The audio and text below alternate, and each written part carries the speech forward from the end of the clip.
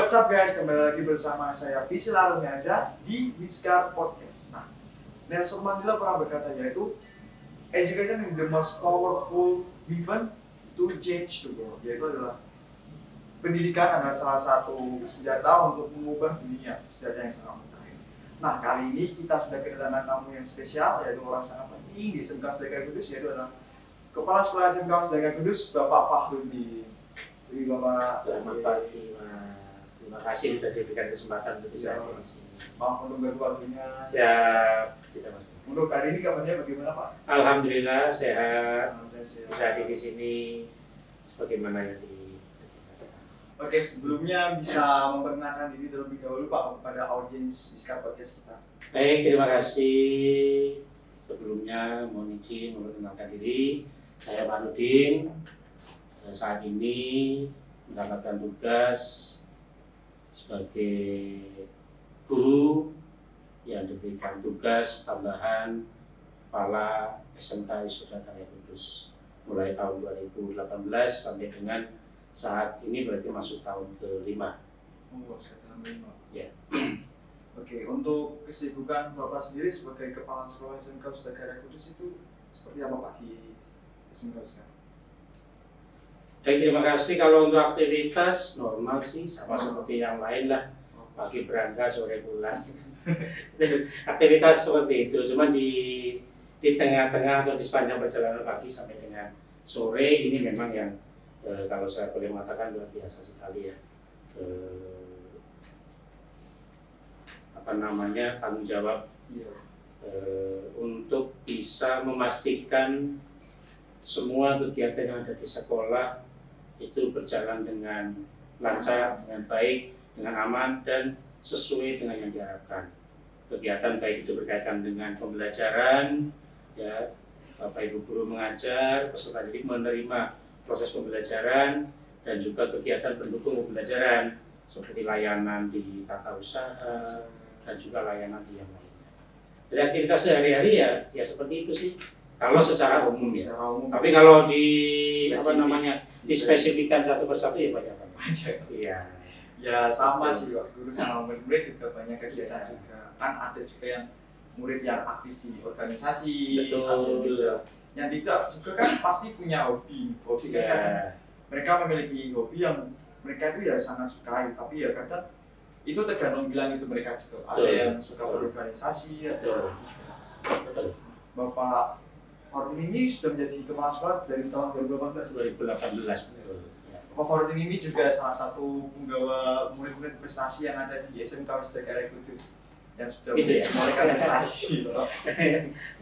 Oke, kalau boleh tahu sebelum Bapak terjun di dunia perguruan, sebelumnya Bapak memiliki pemikiran lain tidak sebelum masuk ke dunia pendidikan tersebut? Apa dari faktor keluarga Bapak atau bagaimana? Kalau kita melihat atau kalau flashback ke belakang ya, tahun yang lalu ya, saya lulus SMK itu tahun 96. Berarti ini berapa tahun? 2022. 30 tahun lebih ya. 20. Jadi kalau kita melihat proses perjalanan waktu, saya dulu sekolah di SMK juga. SMK ya, kalau dulu namanya STM ya. STM itu ya. Kemudian sebenarnya tidak terpikirkan bahwa saya nanti akan menjadi guru atau menjadi apa, tidak. Tapi kecenderungan ya mengalir mengikuti alur. Tahun 96 saya lulus, kemudian kebetulan diterima di waktu itu IKIP Semarang, jurusan pendidikan teknik mesin. Belum terbayangkan bahwa saya nanti lulus akan jadi apa, karena kebetulan kalau dari sisi keluarga, kalau orang tua bapak memang di pendidikan, kalau ibu di rumah, kemudian dari saudara semua itu di industri ya, di swasta. Ya terpikirkannya justru saya nanti setelah lulus kuliah paling nanti juga akan di industri mengikuti jejak saudara-saudara yang lain, karena kebetulan mereka sudah lebih duluan, otomatis harapan untuk bisa diberikan jalan itu nanti ada. Tapi kemudian seiring waktu berjalan, saya kuliah di jurusan pendidikan teknik mesin. Ya selama proses menjalani pendidikan di kuliah ini, ya naluri itu mulai tumbuh. Yang semula tidak terbayangkan guru itu seperti apa, ya selama proses berjalan pada saat kuliah banyak dikenalkan ya untuk apa namanya ilmu keguruannya, tuntutan yang harus dikuasai apa. Kemudian ada momen namanya praktek pengalaman lapangan atau PPL. Itu mahasiswa harus terjun langsung belajar mengajar. Ya saat itulah naluri itu semakin kuat, kemudian lulus ya akhirnya milih ke jalur sebagai guru. Kalau melihat proses memang mengalir ya, mengalir tapi terbentuk melalui apa namanya ya beberapa kegiatan yang memang dituntut dipaksa harus harus mengarah ke sana.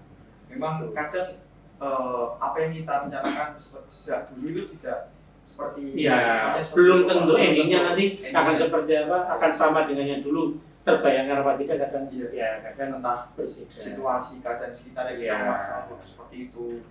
Karena saya termasuk dulu tidak punya gambaran, tidak punya cita-cita yang kuat ya. Tapi naluri itu terbentuk seiring waktu. Kalau saya termasuk yang seperti itu. Oke, jadi ya kebanyakan memang orang-orang seperti itu sih Pak. Kadang memang cita-cita mereka yang impikan dari kecil, tapi ya karena keadaan sesuatu yang memaksa mungkin keluarga atau apapun ya, sehingga merubah pilihan tersebut. Iya.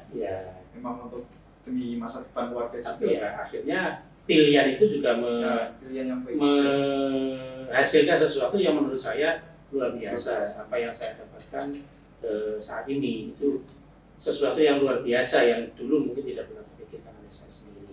Untuk sebelum menjadi kepala sekolah SMK WSD Kudus, Bapak bisa ceritakan sedikit bagaimana cerita sebelum itu? Proses ya itu panjang. Jadi saya 96 lulus dari SMK di Kebumen, kemudian lanjut kuliah saya masuk masih ikut Semarang, kemudian saya lulus berubah menjadi UNES Semarang. Tahun 2001 saya lulus bulan September waktu itu. Tapi sebelum 2001, saya tahun 2020 sudah pada saat saya semester akhir tidak banyak kesibukan, hanya menyelesaikan proses skripsi, itu pun ketemu dosen paling seminggu sekali. Akhirnya saya memutuskan mengisi waktu di tahun 2020 menjadi guru. Waktu itu masih di Semarang ya. SMK Perintis 2902 Semarang saya masih ingat itu. Tempatnya di Jatinangor. 2020, kemudian 2021 saya lulus, masih lanjut sebagai guru di Semarang sampai dengan tahun 2003. Ya, jadi Juli 2003 saya mengawali aktivitas sebagai guru di SMK Wisuda Karya Kudus. Juli tanggalnya 17 kalau tidak salah itu 2003. Ya, terus sejak saat itu full ya, hanya menjalani aktivitas sebagai guru di SMK Wisuda Karya Kudus. Senin sampai dengan Sabtu jam 6.45 PET sampai dengan jam 17.40 setengah 6 ya. Jadi Senin sampai Sabtu bisa saya katakan full ya. Waktu itu memang pembelajaran 14 jam dalam satu hari. Sangat panjang. Tapi siswa memang tidak sampai full 14 jam. Tapi gurunya, terutama yang guru praktek itu ada yang masuk pagi, ada yang siang. Jadi Senin sampai dengan Sabtu. Itu saya jalani sampai dengan tahun 2009. Saya kebetulan mencoba keberuntungan mendaftar dalam seleksi CPNS dan alhamdulillah Yang Maha Kuasa menentukan jalan, saya diterima, kemudian saya ditempatkan di SMK Negeri 2 Kudus. Ya, di Rejosari. Ya, 2009 saya mengawali tugas di SMK Negeri 2 Kudus. Karena di SMK Negeri 2 itu jam pembelajarannya hanya sampai jam setengah 2, maka saya sorenya masih diminta untuk membantu dan mengajar di SMK Wisuda Karya. Akhirnya Senin sampai dengan Kamis saya kalau sore setengah 2 itu dari sana langsung cabut ngajar di sini sampai dengan tahun 2011 ya bulan April 2011 saya menerima SK mutasi untuk ditempatkan kembali di SMK akhirnya sejak April 2011 saya kembali full melaksanakan tugas sebagai guru di SMK Sukaraya sampai dengan saat sekarang ini. Itu kalau kita coba mereview perjalanan waktu seperti itu. Cukup panjang Mas. Ya, 2003 sampai dengan 2023. Berarti genap 20 tahun. 20 tahun. Ya, di tahun 20 saya menjadi guru di Kudus. Pasti kita memiliki karir di SMK Sukaraya saja. Ya, saya pernah. Ya, waktu itu masih mengisi waktu untuk menunggu saya lulus dan wisuda waktu itu di Semarang. Tapi yang saya merasakan benar-benar sebagai guru dan saya sendiri secara hati itu sangat sangat menjiwai lah itu ya selama di Kudus ini. Iya, karena emang totalitas waktu benar-benar kalau dulu di Semarang kan itu kan sifatnya menunggu waktu saya lulus. Jadi paling hanya pagi sampai jam 10, jam 11 kemudian kembali ke kampus. Jadi belum bisa memaknai guru itu seperti apa. Ya, kita sebagai murid kadang memang mikir gini kalau misalnya guru kayaknya itu guru enak, gak capek. Padahal sebenarnya pendidikan nilai dan lain-lain juga merupakan aspek yang cukup berat. Ya kalau dipandang guru itu enak, gampang, mudah, ya tinggal kita melihatnya dari sisi yang mana. Iya, Pak. Kalau hanya melihat dari sisi wah enak guru tinggal kalau sekarang bawa HP, ya. nanya nyuruh anak, ya share, dikerjakan, kemudian duduk, ya bisa jadi itu sepertinya enak. Tapi sebenarnya guru yang diharapkan itu bukan yang seperti itu. Jadi guru yang memang dalam fungsi dan peran tidak hanya sekedar membagikan ilmu, juga mendidik karakter. Iya, malah yang sekarang ini sangat diharapkan itu guru sebagai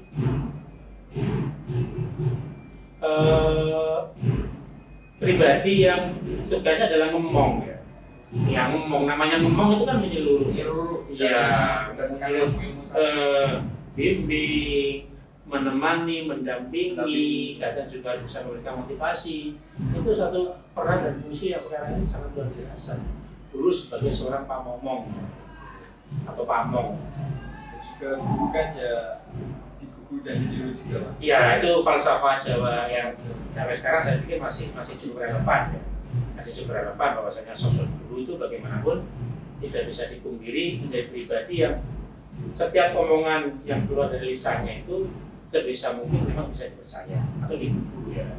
Kemudian apa yang keluar dari dirinya dalam bentuk tindakan itu memang seyogyanya bisa sebagai cermin, sebagai panutan untuk ditiru.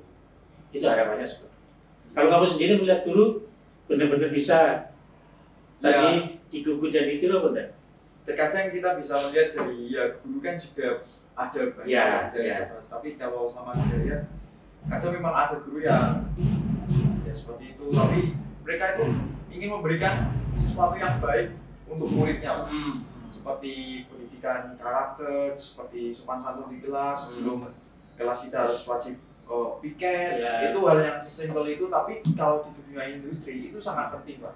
Karena juga untuk tingkat kedisiplinan kita, lalu bagaimana kita cara merespon pelajaran, apalagi ya saya juga berkecimpung di dunia organisasi juga, Pak. Jadi untuk membagi tugas dari waktu organisasi dan sekolah itu kadang memang cukup berat, tapi di sisi lain guru-guru banyak juga yang memaklumi lah, Pak.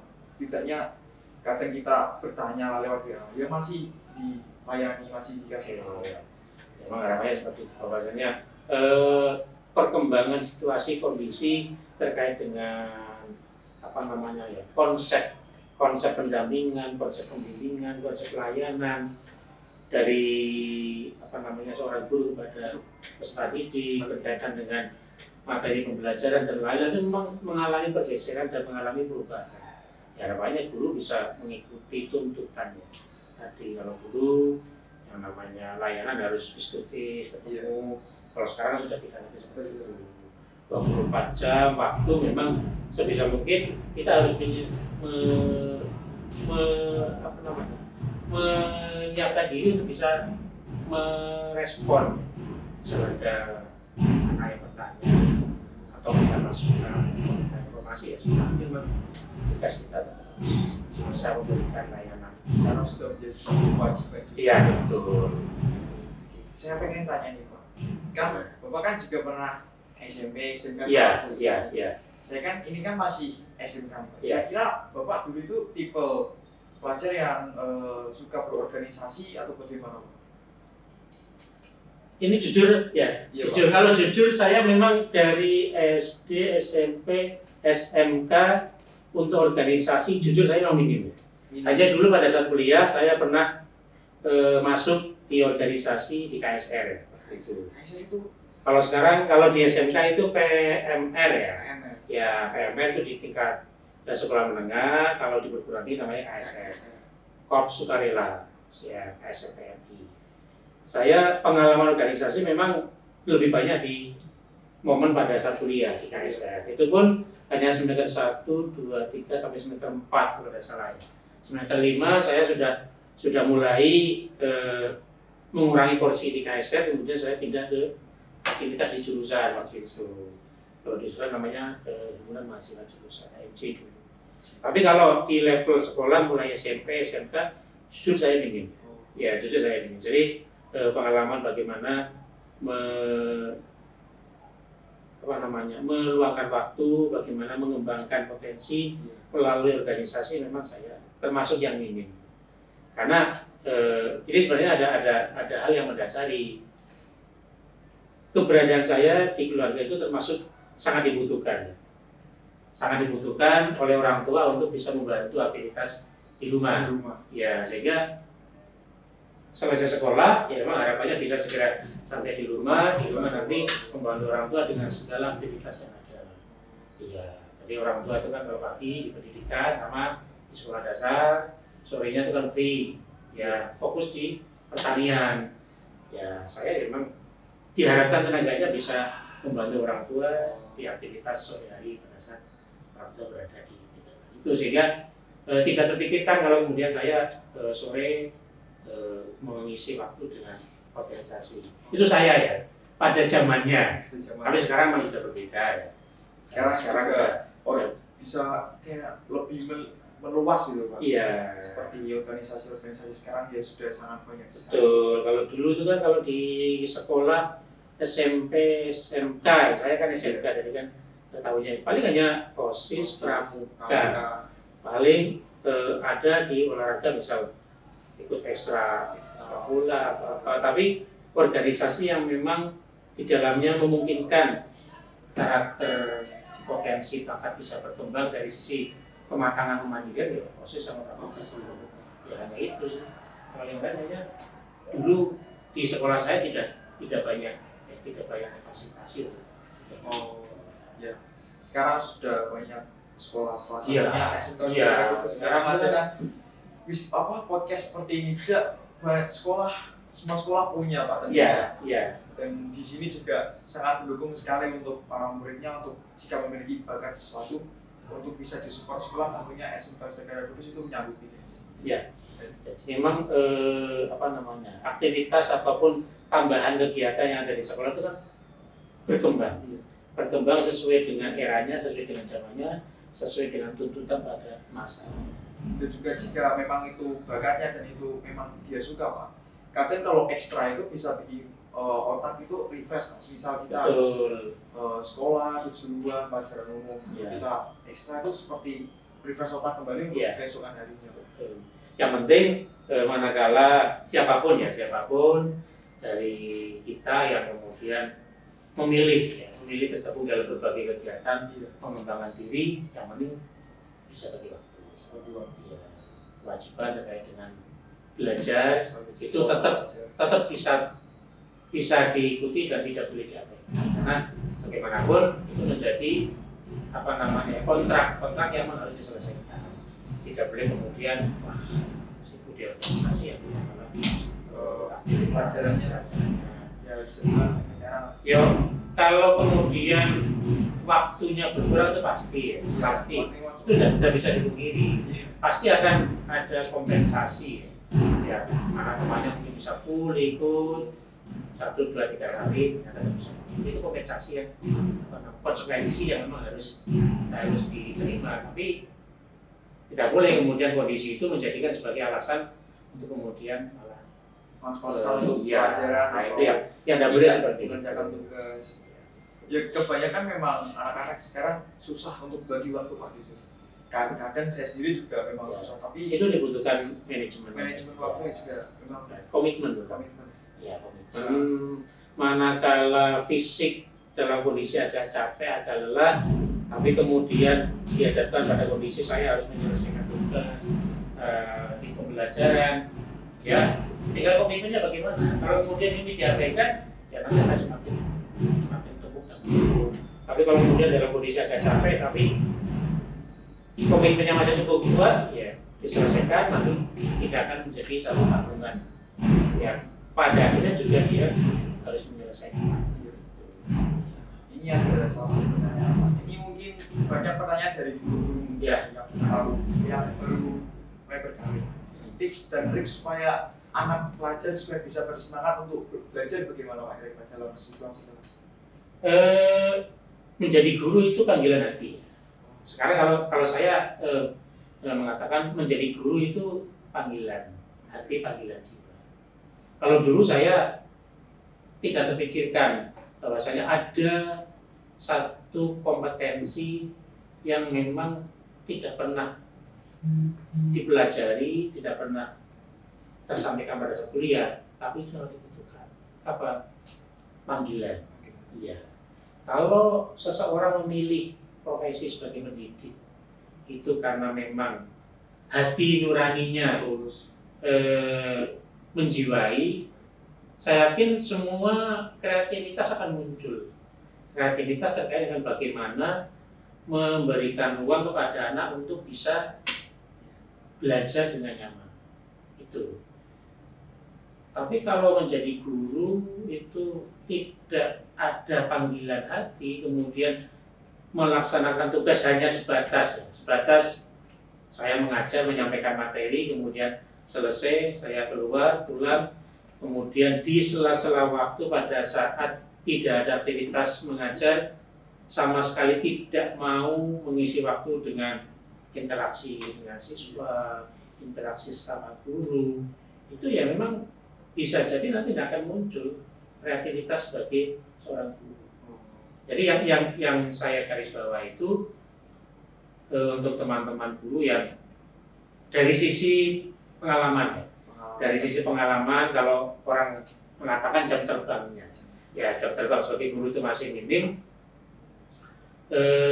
ya harus mau menumbuhkan kreativitas dan mau menumbuhkan keberminatan yang memang bisa pada akhirnya profesi yang dia pilih itu profesi yang memang muncul dari hati. Kalau tidak agak susah. Ya. Sekarang media pembelajaran, pola pembelajaran sangat bervariasi. Iya, jadi apa yang ada di sini itu kan bisa juga Pak. Bisa menjadi sumber untuk kemudian dieksplorasi dan diimplementasikan. Saya kadang juga misal ada guru yang kan ada quiz di Google itu Ya. Pak, yang kayak mini games lah. Ya, Intinya ya. kalau ada itu teman-teman sekelas juga semangat juga Ya. karena kan ada perayaan skor, Ya. kita bisa juga bersaing. Tapi ya kalau bisa ya jangan saling menjatuhkan juga. Ya. Tapi namanya bersaing juga harus sama-sama itu. Dan juga itu Iya. bikin apa? Semangat juga Pak. Ya memang salah satu tantangan sekarang ini dengan adanya media sosial, media informasi yang sangat-sangat luas tanpa batas, bisa diakses dimanapun oleh siapapun. Ya harapannya memang banyak dimanfaatkan oleh teman-teman, oleh Bapak Ibu guru untuk membuat suasana belajar menjadi semakin nyaman, semakin menarik. Jadi setiap hari harapannya siapapun melangkahkan kaki keluar dari rumah ke tempat sekolah itu sama seperti membayangkan mau datang mungkin ke bioskop atau mau datang ke mall, itu kan semangat, semeringah pikirannya. Iya, jadi bukan membayangkan, aduh nanti saya akan ke sekolah nanti akan seperti ini, seperti ini. ya, boring dan sebagainya. Ya mudah-mudahan tidak. apalagi nanti jam pertama matematika udah mau melangkah kali sudah aduh berat dulu ya. Tetapi sekarang ini sangat memungkinkan teman-teman guru bisa menggunakan berbagai media. Sebenarnya dari siswa sendiri juga bisa Pak, kalau misal kita habis dikasih materi sama guru, seharusnya kita sebagai pelajar itu mengulangi materi tersebut di rumah. Terkadang pelajar habis di rumah nggak dipelajarin lagi, udah nunggu besoknya paling kan juga kadang kebanyakan ya lupa Pak. Atau siswa pun sebenarnya sekarang itu kan ada ruang di mana siswa itu bisa menyampaikan opini, menyampaikan pendapat kepada guru. Jadi kalau belum pernah ya dalam satu momen pun di pembelajaran itu kok ada hal yang menarik terkait dengan pola-pola yang dilakukan, sebenarnya siswa bisa menginisiasi. Ya, tentu dengan cara-cara yang baik ya menyampaikan mungkin boleh dicoba berbagai macam cara belajarnya seperti ini. ya, tapi tentu dengan cara yang baik. Gitu. Kalau memang karena itu tidak bisa dipungkiri kan di sini itu kan ada 96 guru dengan level usia kan macam-macam. Ada yang sudah sudah melewati masa purna tapi masih kita berikan kesempatan untuk mengajar. Ada yang usianya menjelang masa purna, ada yang usia di level 50 tahun, 40 tahun, 30 tahun. Itu kan beda-beda. Ya, beda. Cara mengajarnya beda-beda kan. Nah, makanya pada level-level tertentu itu kan ada kecenderungan monoton. Ya, siswa sebenarnya menyampaikan opini tapi dengan cara yang baik, jangan memaksakan. Dan juga semakin teknologi maju, semakin kita bisa mengekspresikan pendapat kita. Betul. Kalau tidak dapat sesuatu di kelas bisa cari di luar lah. Di luar HP. Sekarang gitu aja. Platform, Google itu banyak sekali. Oke, tadi kan udah tanya tips dan trik nih Pak. Nah, Bapak juga kan sebagai kepala sekolah SMK Negara itu kan mengemban tugas yang tidak tentunya mudah. Iya. Nah, kira-kira suka dan dukanya jadi kepala sekolah itu? Ini sukanya apa dukanya? Atau dua-duanya? Dua-duanya. Ya pasti kalau saya pribadi kalau di persentase 30-70 lah. 30. Ya, 30 itu untuk dukanya, 70 untuk sukanya. Sukanya tentu mempunyai kesempatan untuk bisa menjadi sumber dari berbagai macam perubahan yang ada di lembaga. Jadi teman-teman itu biasanya kan mohon maaf agak tergantung dengan apa yang disampaikan oleh kepala sekolah, baru kemudian mereka bergerak. Nah pada titik itu tentu ada rasa tersendiri manakala bisa menginisiasi, menginspirasi untuk kemudian adanya banyak perubahan. Itu tentu memberikan satu rasa bahagia.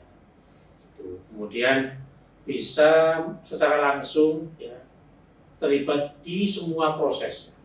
Kan beda dengan guru. Kalau guru itu kan keterlibatannya kan hanya di sebagian proses yang ada, ya sebagai proses yang ada di sekolah. Sebagai contoh, karena kebetulan dia full tugasnya adalah mengajar, maka dia hanya berkaitan dengan proses pembelajaran. Kalau kebetulan dia ada tugas tambahan wali kelas, maka dia akan ada tambahan berkaitan dengan tugas sebagai wali kelas.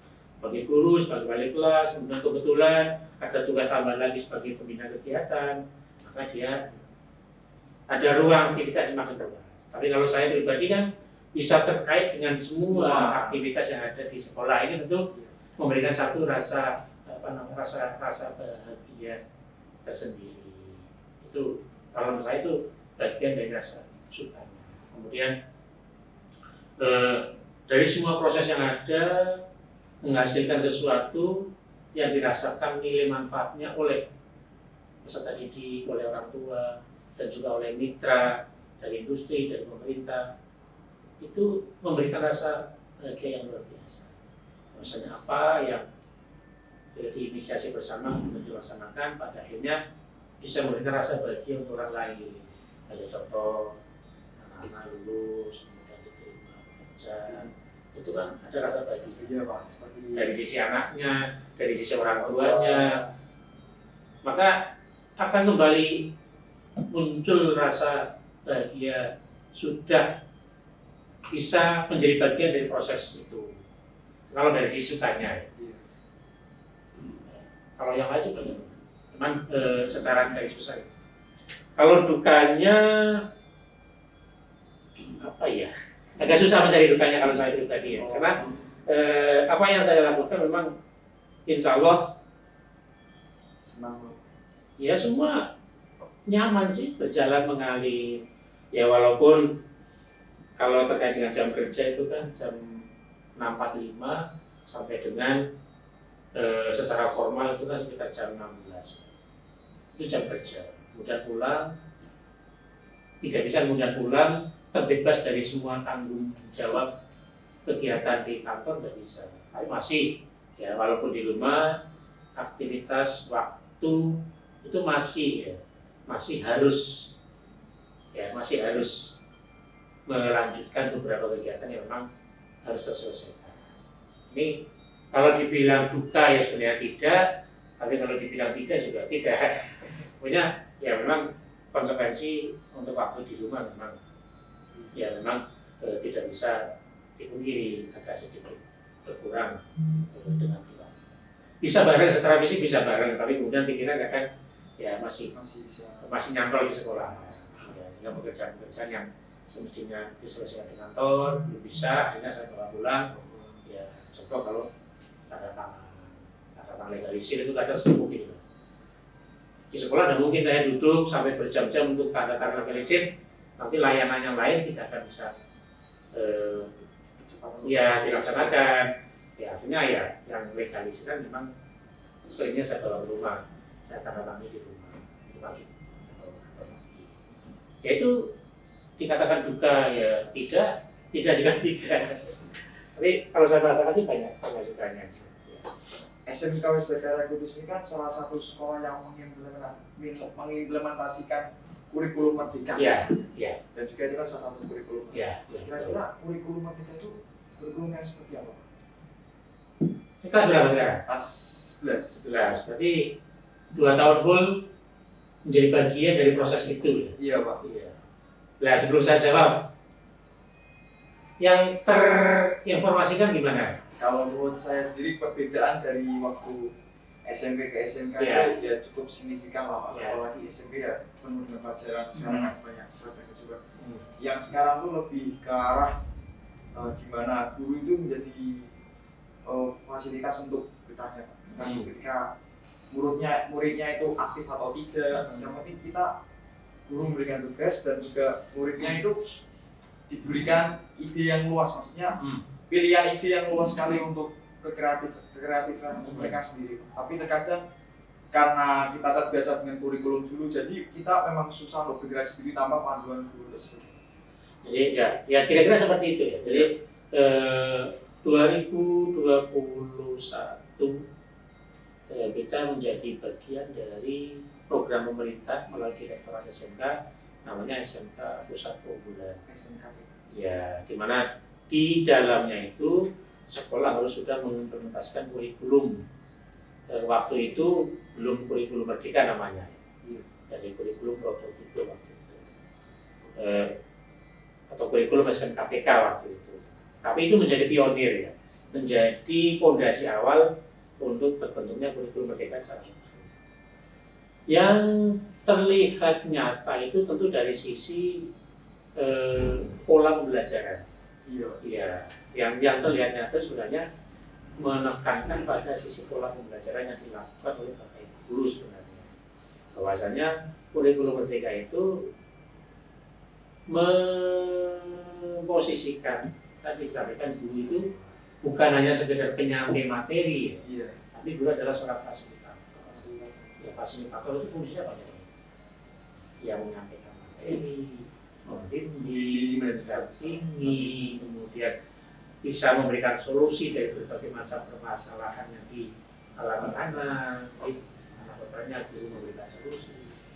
Jadi yang sebenarnya dikuatkan dan ditekankan itu dari sisi guru sebenarnya. Bagaimana guru itu bisa memberi solusi. Iya, menempatkan diri sebagai seorang fasilitator, bukan penyampai materi pelajaran semata itu. Sehingga pada kondisi itu satu kurs berapa anak? 19 kalau yang di pelajaran. Iya. Kalau yang di non pelajaran ada yang sampai 30. 30 itu kan karakternya Semua berbeda. Dari sisi bentuk fisik jelas beda ya. Tapi karakternya juga semua berbeda. Tidak ada yang sama. Iya. Karena anak kembar pun ternyata juga karakternya berbeda. Nah, dengan karakter yang berbeda ini, tantangan seorang guru adalah bagaimana bisa mengakomodir dan bisa memastikan masing-masing ini berkembang sesuai dengan karakternya tadi. Ini susah. Tapi disinilah seninya. Seni yang diharapkan muncul oleh guru-guru di era sekarang.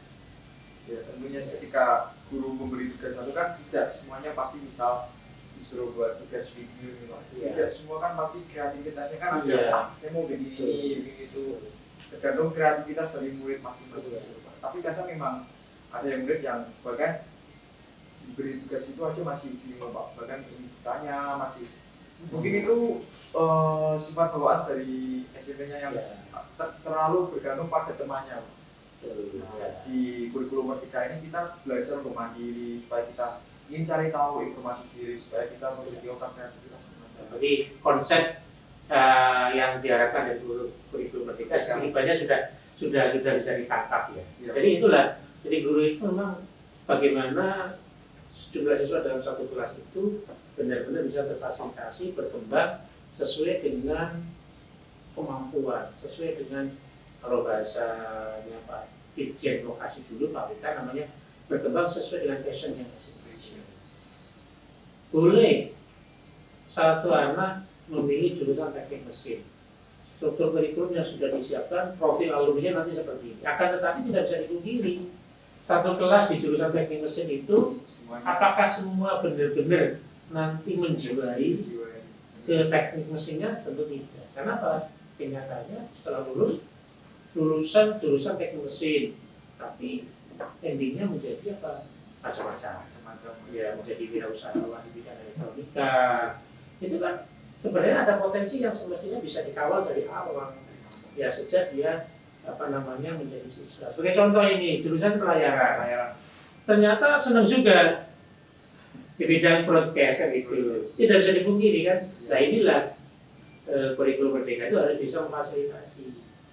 Jadi boleh nantinya kita orientasikan lulusan itu menjadi individu sesuai dengan profil lulusannya boleh. Tapi ada potensi-potensi yang sebenarnya dimiliki oleh masing-masing yang harus coba dikawal dari awal sejak masuk di SMA. Ini yang menjadi kalau boleh saya katakan fondasi dari konsep kurikulum. Tidak bisa menyamaratakan semua siswa dalam satu kelas. Matematika harus 90 semua nilainya, tidak bisa.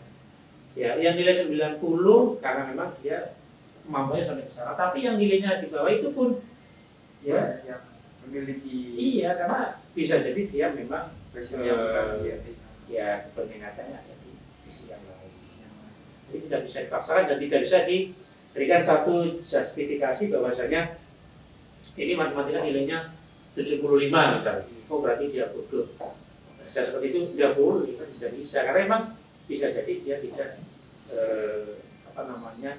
terlalu berminat dengan bidang itu.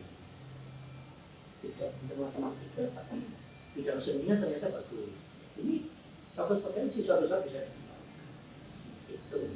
Jadi kurikulum Merdeka kalau secara garis besarnya ya kita memaknainya seperti itu.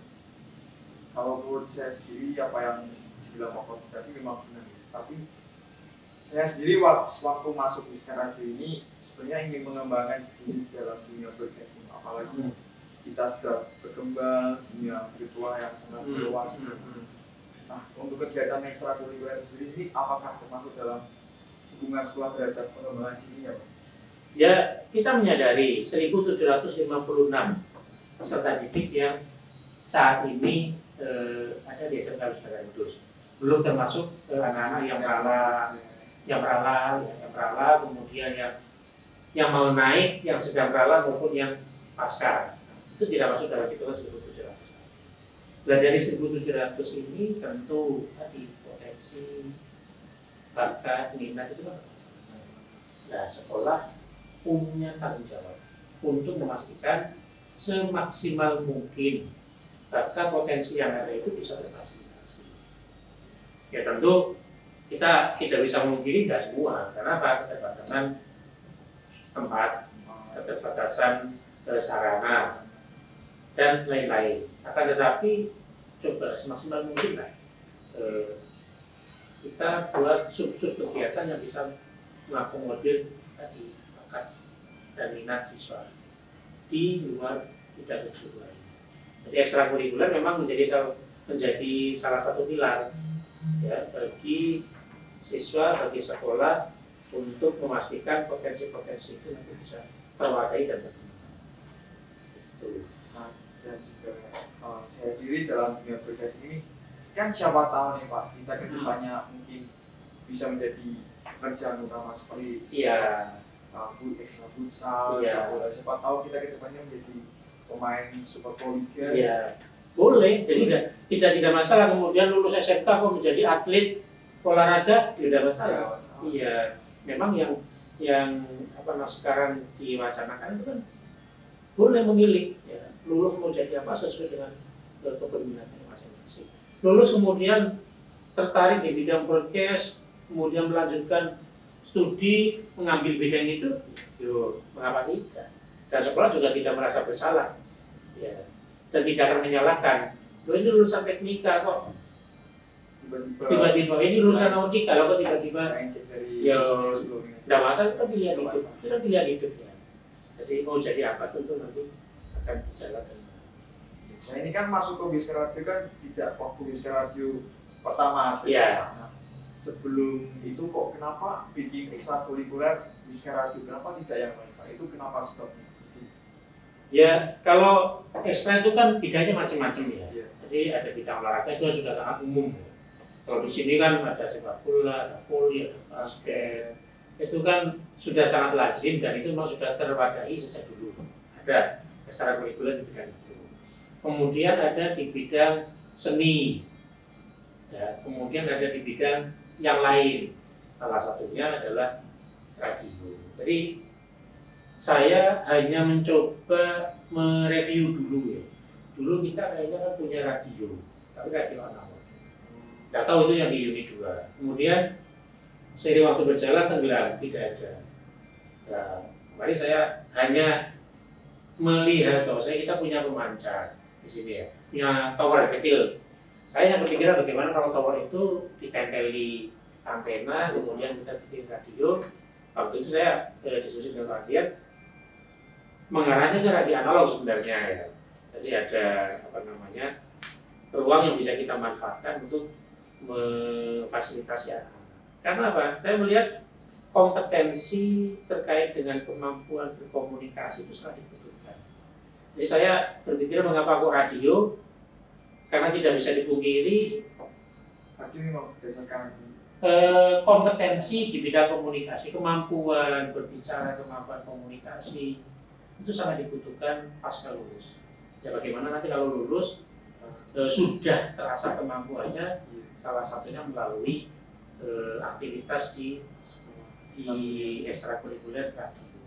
Kepikirannya dulu kan hanya radio analog ya. Tapi ternyata prosesnya tidak mudah, kemudian ada solusi singkat, kita bisa menggunakan radio digital yang berbasis web.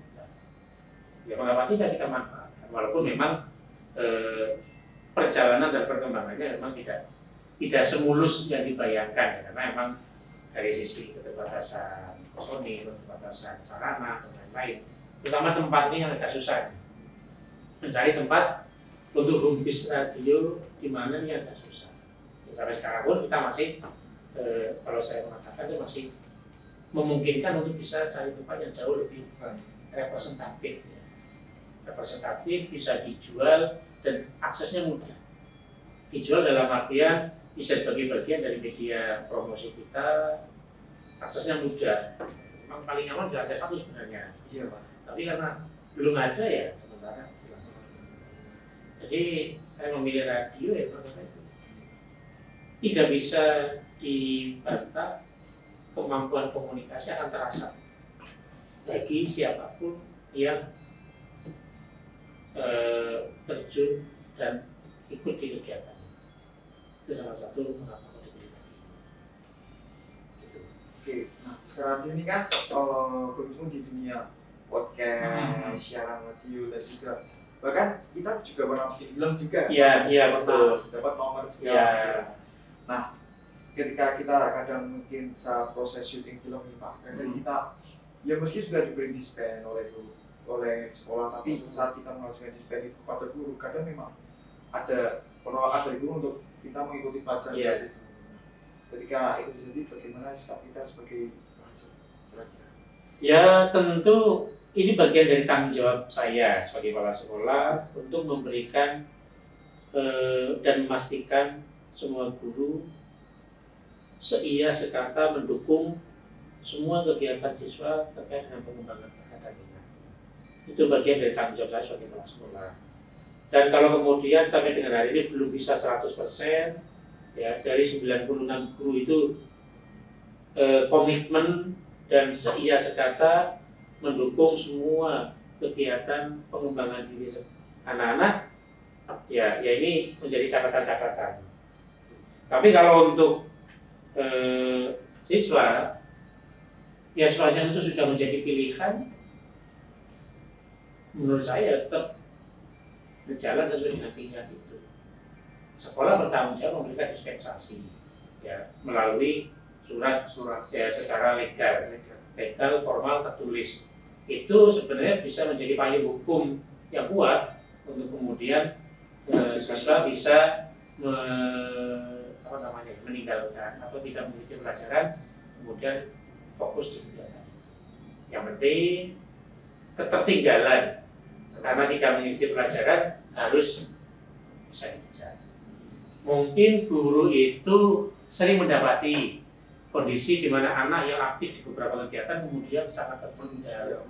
Nah, ini mungkin Bapak Ibu guru itu agak menyayangkan. Tapi kalau saya sendiri sih nggak masalah sih.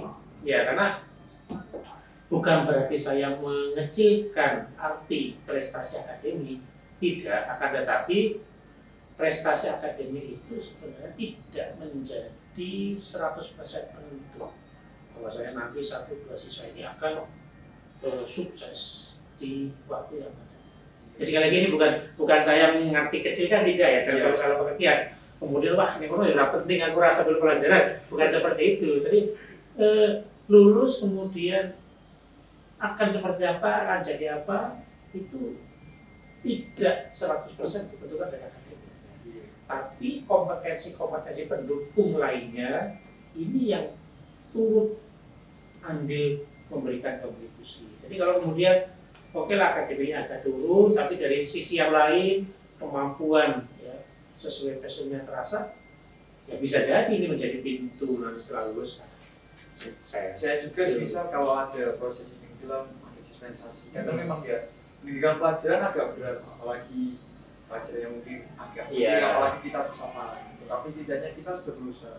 Alhamdulillah saya punya lingkungan teman-teman yang ya mendukung lah Pak. Setidaknya setelah pelajaran tersebut tolong mintain fotoin catatan atau bagaimana, ada tugas juga apa kita WA gurunya aja langsung untuk sedikit bertanya tentang pelajaran tersebut. Kadang saya melakukan hal itu karena memang saya juga tidak ingin ketinggalan dalam akademik juga. Ya itu menjadi salah satu tanggung jawab dari masing-masing untuk memastikan bahwasanya kegiatanmu di sana itu tidak kemudian menjadikan tertinggal.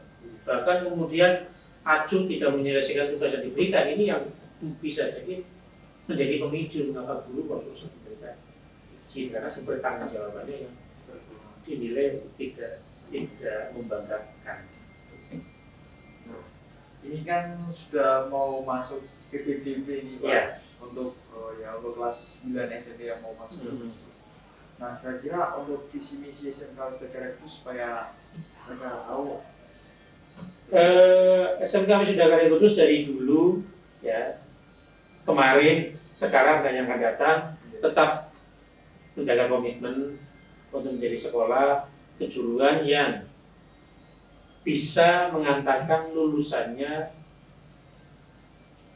meraih harapan.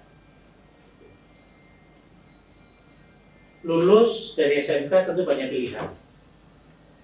Sering disebutkan ada yang pilih bekerja, ada yang pilih lanjut studi, dan lain-lain. Ya. SMK Wisudagara Kudus tetap komitmen mengantarkan lulusan itu nanti akan menuju ke titik sesuai dengan yang diharapkan. Yang bekerja bisa kita antarkan, kita carikan pekerjaan, ya kita antar sampai ke tempat kerja. Kemudian yang mau studi lanjut juga bisa kita berikan ruang, ya ikut seleksi dan sebagainya. Ya ini menjadi salah satu komitmen yang tetap terjaga. Jadi bagi siapapun, terutama yang nanti akan lulus SMP tahun ini, terutama memilih sekolah tentu harus benar-benar paham, ya paham sekolahnya seperti apa. Tidak hanya tahu tempatnya, tapi paham rekam jejak sekolahnya seperti apa, kemudian fasilitasnya seperti apa, kemudian di dalamnya kegiatan seperti apa. Setelah lulus sekolah bisa memberikan apa, ini penting. Jadi tidak hanya asal milih sekolah, temannya kemana, ikut temannya, tidak. Tapi memilih sekolah tentu harus dipastikan setelah lulus nanti sekolah bisa memberikan apa untuk lulusannya. SMK Wisudagara Kudus tetap pada komitmen nanti bisa mengantarkan terutama yang mau bekerja, kita carikan pekerjaan, yaitu yang pelayaran, yang nautika teknika, kemudian yang jurusan teknologi, ada teknik mesin, otomotif, listrik, mekatronika, banyak mitra industri ya. Banyak industri mitra kita yang sampai dengan sekarang terus berkolaborasi, lulusan kita direkrut, kemudian yang masih sekolah kelas 11, kelas 12 diberikan kesempatan PKL 6 bulan, terlibat langsung dalam proses produksi mereka. Ini bagian dari menurut saya nilai-nilai positif penguat untuk dijadikannya SMK Wisudagara Kudus sebagai pilihan pertama pasca lulus SMP. Menurut saya seperti itu. Jadi jangan sampai salah pilih, asal ikut teman-temannya daftar di mana, ikut-ikutan tapi tidak tahu. Itu. Jadi kalau saya boleh pesan seperti itu. Nah, untuk tanggal dibukanya PPDB SMK Wisudagara Kudus ini kalau boleh tahu Pak sekali. Kalau untuk rencana target kita mudah-mudahan ya kita mengawali dari yang pelayaran. Jadi tahun 2023 ini untuk PPDB kita mudah-mudahan sudah bisa kembali menggunakan pola seperti dulu sebelum pandemi. Ya, terutama yang pelayaran karena memang itu spesifik banget. Ya, spesifik banget. Ada hal-hal yang harus kita pastikan terkait dengan kesehatan, fisik, dan lain-lain yang harus kita lakukan, maka yang pelayaran ini akan kita dahulukan. Ini baru planning ya, karena kita belum menyusun rencana secara detail, hanya konsep. Nah, mungkin di bulan Februari atau bulan Maret, nanti yang pelayaran sudah kita buka, kemudian nanti yang kelompok teknologi akan menyusun. Atau bisa jadi nanti bersamaan bulan Maret langsung kita buka semua. Ya. Nah, untuk adik-adik SMP kelas 9 ini kalau mau melihat fasilitas-fasilitas di SMK Wisudagara Kudus juga bisa. Boleh ya. Jadi kalau dulu kita pernah tahun 2019 ya, terakhir sebelum pandemi kita masih ada agenda. Jadi kita ngundang anak-anak SMP. Ya, kita fasilitasi, kita jemput ya ke SMK Wisudagara. Kemudian kita berikan kesempatan untuk keliling, melihat fasilitas sarana praktek, ruang pembelajaran dan lain-lain. Selesai kita antarkan kembali ke SMP. Mudah-mudahan pola seperti itu nanti bisa kita lakukan. Dan saya yakin ini memberikan satu penguatan, ya, memberikan satu penguatan dan menambahkan rasa mantap, ya. Manakala 1-2 calon lulusan dari SMP sudah memilih kemana nanti akan melakukan. Tinggal ditunggu saja untuk informasi detailnya. Kalau saya boleh cerita untuk sebelum saya memilih untuk ke SMK nih, ya saya kan dulu dari SMP Pak, dan teman-teman sekitar saya memang kebanyakan ya milihnya ke SMP mana dulu? SMP 1 Kudus Pak. Oh, SMP 1. Iya. Ya. Sebelum itu banyak yang SMA biasanya. ya SMA, ya banyak yang ke SMA. Saya juga di situ salah satu yang Agak aneh. agak aneh berbeda lah. Agak Saya ke aneh. SMK sendiri dan juga ya karena saya sempat berpikir kan karena itu memang tidak selalu kita di atas kadang kita Iya. bisa di bawah. Tapi setidaknya kita sudah memiliki bekal untuk memulai pekerjaan, untuk mencari hal-hal baru di kehidupan, dan juga masuk SMK juga saya memerlukan hal baru di hidup saya Pak. Apalagi berbeda dengan hal-hal yang ada di SMP juga dulu. Tentunya di SMK ya banyak kegiatan praktek yang tentunya asik, dan juga kita bisa juga sambil sharing sama teman, guru, dan juga itu sangat hal yang memorable banget. Jadi kalau saya boleh membandingkan sebenarnya pendidikan SMA dengan SMK itu bukan karena saya dulu dari SMK bukan, tapi kalau menurut saya itu dari sisi aktivitas itu sebenarnya malah lebih bervariatif di SMK. Ya kalau SMA itu kan kecenderungan lebih banyak menghadapi buku. Ya buku. Saya jujur dulu ya agak jenuh Pak. Ya menghadapi buku, pelajaran menghadapi buku, nanti tugas-tugas juga berhadapan dengan buku. Tapi kalau di SMK itu kan, kalau saya melihat variasinya cukup banyak ya. Apalagi sekarang kita punya model pembelajaran blok ya. Satu minggu itu blok kejuruan, satu minggu blok pelajaran umum, sehingga ada variasi. Satu minggu berhadapan dengan buku, terus nanti satu minggu berhadapan dengan praktek, terus ini kan satu bentuk variasi yang sebenarnya kalau dari sisi psikologis itu lebih enak pastinya ya. Lebih enak ya Pak. Iya. Karena juga bisa kita sambil ya praktek menemukan hal baru. Iya. Tapi ya kembali memang tinggal keberminatan dari masing-masing sih. Kalau yang memang modelnya lebih senang membaca bisa jadi kayak SMA. Tapi kalau yang lebih banyak ke aktivitas fisik ya SMK itu jadi sangat pilihan dalam proses ini. Apalagi di pelayaran juga khususnya. Saya kan ini dari jurusan nautika nih Pak. Ya di situ banyak ya hal baru seperti praktek memadamkan api dan lain-lain itu. Dan juga di SMK Negara Kudus di jurusan nautika kan ada bridge simulator TXA. Iya, itu menjadi salah satu ikon kita SMK Negara Kudus. Ada berapa satu angkatanmu yang dari sekolah yang sama? Dari sekolah sama untuk yang jurusan pelayaran cuma 2 Pak. Kalau di luar pelayaran? Di luar pelayaran ada Pak, sekitar mungkin 6 sampai 7 pasti. Jadi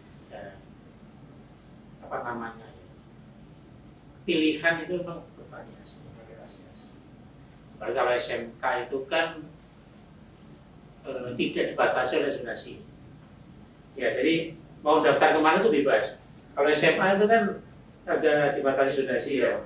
Tinggalnya di mana, bisa daftarnya kemana. Sehingga kan kadang, sebenarnya tidak ingin ke SMA itu, tapi mau tidak mau ke situ. Tapi kalau SMK kan bebas, tergantung dari di mana ada jurusan yang kita pilih, itu bisa daftar. Jadi kalau berminat ke pelayaran, ya adanya hanya di Wisuda Karya, yang daftarnya ke sini. Mesin juga ada di sini, otomotif ada di sini, listrik ada di sini, mekatronika juga ada di sini. Juga kalian yang ingin daftar ke SMK Negara Kudus kan bisa langsung datang ke sini, bisa diajar fasilitasnya Ya. dulu. Jadi kalau saya menyarankan memang sebelum mendaftar melihat dulu datang. lihat dulu. Kita terbuka. Jadi pagi sampai sore, Senin sampai Sabtu silakan. Iya. Jadi entah itu sendiri dengan orang tua maupun dengan teman-teman satu sekolah kita terbuka.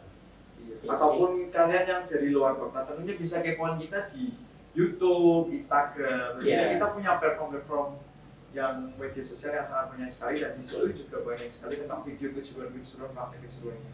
Seperti apa, gimana sih nautika kapal niaga, gimana sih teknik mesin itu. Nah, kalian bisa kepoin di situ. Kalau ini bulan Januari, menurut saya masih punya cukup waktu ya untuk mengenal ya.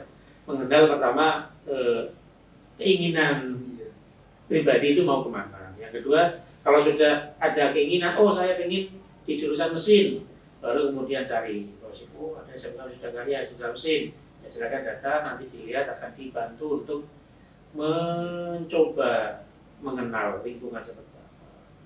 Karena kita tentu selalu ingin siapapun yang mendaftar ke sini itu benar-benar sudah melewati proses proses memastikan bahwasanya itu pilihan dia, bukan coba-coba. Jadi seringnya kejadian kelas 10 atau kelas 1 baru 1 bulan, 2 bulan, kemudian memilih untuk atau minta untuk pindah jurusan atau keluar, itu kan karena berawal dari asal pilih, asal ikut. Kalau kami sih tidak menyarankan seperti itu. Tentunya tentukan pilihan dirimu sendiri kalau memang Ya. itu cocok dengan dirimu. Oke, untuk pesan terakhir Pak, pesan-pesan untuk murid di SMK Saudara Kudus dan murid yang mau melanjutkan ke SMA atau SMK. Kalau untuk anak-anakku semua, ya 1756 yang saat ini terdaftar sebagai peserta didik SMK Wisata Kudus, kita punya jargon. SMK Wisata Kudus mantap, siap, berprestasi. Pegang jargon itu, pegang tagline itu, dan buktikan bahwasanya kalian semua benar-benar menjadi peserta didik yang mantap, yang selalu siap untuk terus berprestasi. Itu pesan saya nih, itu aja. Tapi dari situ kan banyak sekali. Iya. Jadi buktikan kalian menjadi peserta didik yang benar-benar mantap, yang selalu siap untuk terus berprestasi. Itu harapan untuk semua peserta didik SMK Wisata Kudus. Kemudian yang saat ini masih di kelas 9 SMP, MTS, segera tentukan pilihan. meraba diri sendiri mau kemana. Kemudian kalau sudah menjatuhkan pilihan, cobalah kenali.